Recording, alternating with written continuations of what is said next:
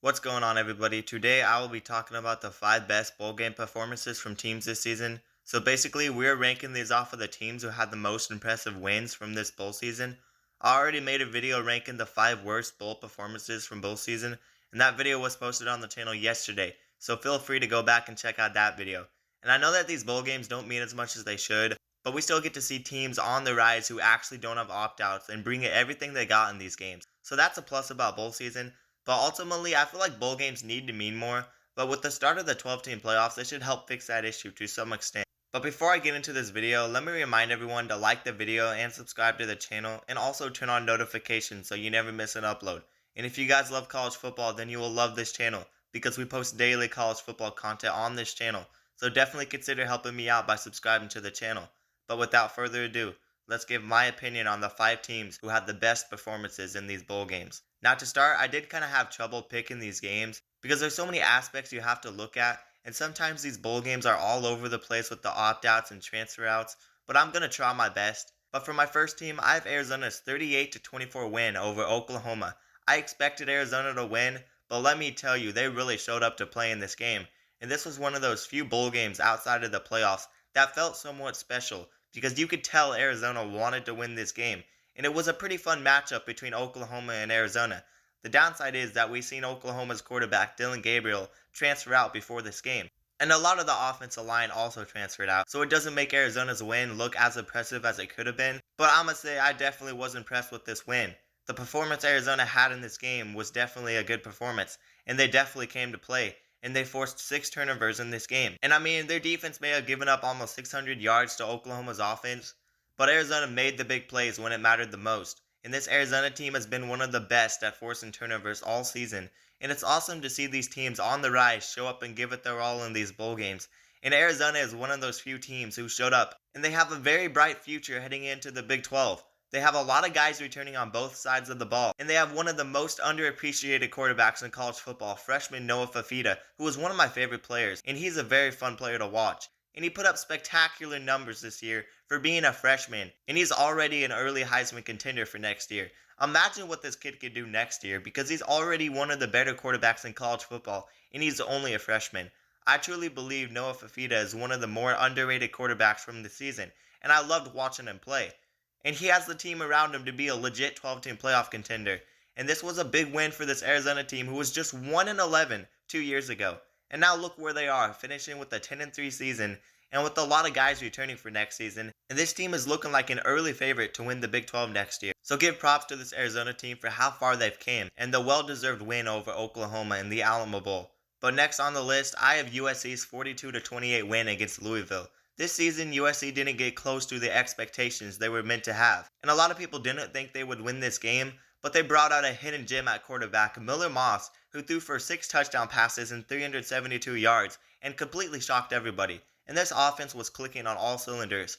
But I was also impressed with how the defense played. They really contained that Louisville passing attack, and they did not great, but they did okay on the defensive side. All around, it really felt like this USC team just completely showed up to play, and the vibe was there on the field from start to finish. And I know this win wasn't great, but it was a good way to end a season that was very underwhelming as a whole. And this USC team always crumbled when they played good defenses, and Louisville had a good defense this year, and they did not crumble in this game. So this definitely was a win that should give this USC team momentum going into next year. And they might have found their starting quarterback next year in Miller Moss. And that's just another reason to tune into these bowl games, because you may see previews of next season, even if there are opt-outs and the games don't mean as much as they could. There's really a lot of ups and downs with these bowl games, but USC definitely impressed me in this game, because I did not expect them to score 40 points on that Louisville defense, and I did not even expect them to win this game, if I'm being honest. But the next team I have on this list is Virginia Tech's 41-20 win against Tulane, and I actually did expect Virginia Tech to win this game, but it was the way they did it in dominant fashion, and they put up 41 points on Tulane's defense that has been really good this year. This Virginia Tech team has shown some spark throughout the year. They've just been too inconsistent. But they really dominated this Tulane team, and similar to Arizona, I expect this Virginia Tech team to be better next year. They've got a lot of guys returning, and they were decent this year, but they just haven't taken that next step. But this win against Tulane was very impressive, and it's a great way to end the season. And Tulane isn't all that bad. I mean, Ole Miss struggled to beat Tulane at the start of the year when Tulane was starting their backup quarterback. So beating a solid team by double digits is always a positive for a team. And this Virginia Tech team, if you look, they actually have a pretty easy schedule next year. The only team they are playing next year that is ranked right now is Clemson. They play Miami too. That could be a tough one, but we don't know about Miami. But outside of that, they have a terrible schedule. They don't play Florida State or Louisville.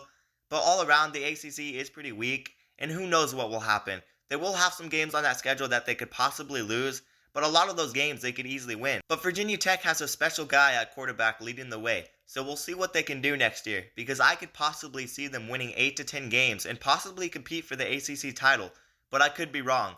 It's hard to say because it's way too early, but it's just assumptions, we don't know. But I like what I've seen from this team against Tulane, and I think they have potential to be good next year. But for the fourth team I have on the list, I have Ole Miss's 38-25 win against Penn State. And I really cannot leave Ole Miss off this list. They played a spectacular game, and they have a lot of positives going for them heading into next year. And I know I've talked about the players Arizona and Virginia Tech are returning, but what about the players Ole Miss is returning on offense? With a special quarterback like Jackson Dart. They might have a question at running back because their star running back did transfer out, and they are losing some key receivers, but they are keeping a couple as well. But next man up. And this Ole Miss offense was loaded this year, and I have no doubt that this Ole Miss offense will be just as good as last year or better. But having quarterback Jackson Dart back is a plus. But I'm not even impressed with the returning players. How about the players this team is bringing in?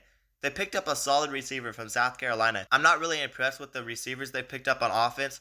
But how about what they are doing on the defensive side in the transfer portal with bringing in 5-star defensive lineman Walter Nolan from Texas A&M, 4-star linebacker from Arkansas Chris Paul Jr. They also brought in 4 3-star secondary players and a 4-star cornerback.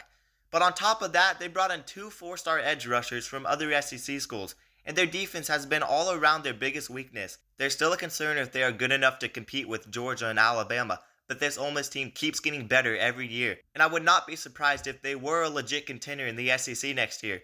But it's too early to know. But you still gotta look at the bigger picture. And beating a solid Big Ten team with a really good defense is a great way to end your season. And they scored 38 points against Penn State in the Peach Bowl. And they controlled the game in the second half. And Jackson Dart threw for almost 400 yards in this game against one of the best defenses in the country.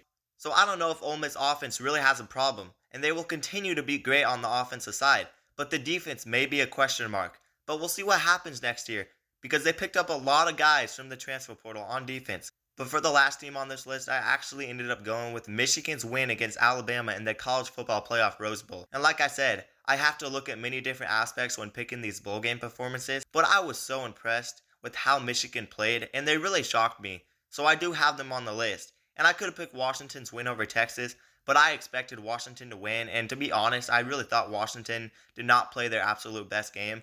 I'd say Michael Penix Jr. played a spectacular game, but all around they did have some miscues in this game. And I don't know, Michigan's win just impressed me more. And I did not expect that Michigan defense to bully around Alabama's offense. And albeit the center of Alabama completely sucks, but it's still impressive how good Michigan's pass rush was. And quarterback J.J. McCarthy showed up to play when it mattered the most. And this team really played bully ball until the end. And they were just the more dominant team, plain and simple. I couldn't put it any other way. And beating Nick Saban when he's an underdog isn't easy to do. And the history of those recent team success told me that Alabama was a safe bet. But this Michigan team was legit, and they are a very scary team. And they finally got the job done and beat an SEC team and won their first playoff game. And let me tell you, this Michigan team is full of tough guys, and it should be interesting to see the matchup between Michigan and Washington. But Michigan is one of those teams that there may be concerns with the future because of the whole cheating situation and the rumors of their head coach leaving. So we don't know if they will ever have another opportunity like this to win a national championship in a while. But I could be wrong, and Michigan could be better next year. Who knows? But I guess we'll see. But everyone, give props to this Michigan team for the success that they've had.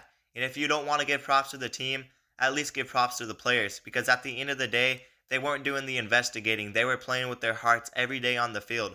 Punish the coaches, not the players. This Michigan team worked hard to get to where they are today with a chance to win their first national championship since 1997, which has been a very long time. So good job to Michigan and their performance against Alabama. But just FYI, Alabama really needs to find a new center.